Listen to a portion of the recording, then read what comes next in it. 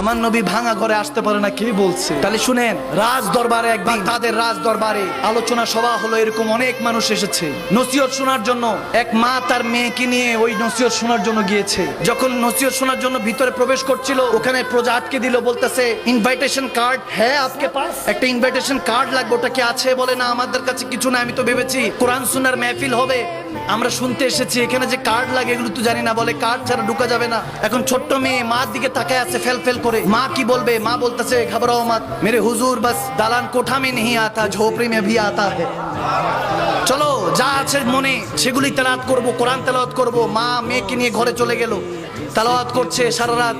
মেয়ে কিছুক্ষণ কালাম পড়ছে, নাতে পাক পড়ছে। হঠাৎ করে ফজরের আজানের সময় হলো। মা মেয়েকে ডাক দিয়ে বলে যাও পানির ব্যবস্থা করো। যখন সে ঘর থেকে বের হয়ে পানির ব্যবস্থা করতে গেল, একটা চিৎকার দিয়ে ঘরে দৌড়ে আসলো। এসে বলতেছে মা, কে জানি আমাদের ঘরের চৌকাঠ চুমু খাচ্ছে। মায়ের পশম দাঁড়িয়ে গেল, বলতেছে কে এই ঘরকুটে কে চুমু খাচ্ছে? দৌড়ায় গিয়ে দেখেন সাইয়েদনা আব্দুল কাদের জিলানী দাঁড়িয়ে আছে। হুজুর গৌসে পাক ওই কুড়ে ঘরকে চুমু খাচ্ছে। তখন ওই মাটা চিৎকার দিয়ে বলতেছে ইয়া গৌসে পাক, আপনি এখানে এসেছেন আমার এই গরিবের ঘর চুমু খাচ্ছেন? বলেন না দান মহিলা, তোর ঘর চুমু খাচ্ছি না, একটু আগে তুই এখানে জিক্রে মুস্তাফার মধ্যে ফিরা ছিলি, আমার হুজুর এখানে এসেছে, এই জন্য আমার রসুলের পাকের নকশা কদমে চুমু খাচ্ছি। সুবহানাল্লাহ।